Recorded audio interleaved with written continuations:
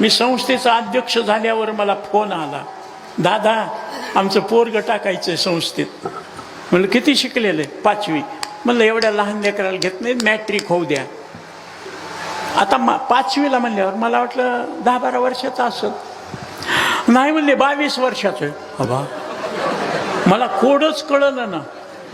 22 वर्षातून 5वीला. म्हणले 4थी पर्यंत मराठी, 5वीला इंग्रजी विषय आला. आमच्या मास्तरनं पोराला विचारलं इंग्रजीचं स्पेलिंग, त्याला आलं नाही. मास्तरनं ठॅका आणला. आमचं पोरग एवढं आरकट इटकर घेऊन बाहेर बसलं. शाळा सुटली, मास्तर निघालं, अशी इटकर हांदी टकल्यात बळबळ बळबळ रक्त. पुन्हा शाळेत गेलं नाही. म्हणलं तुम्ही समजावून सांगायचं.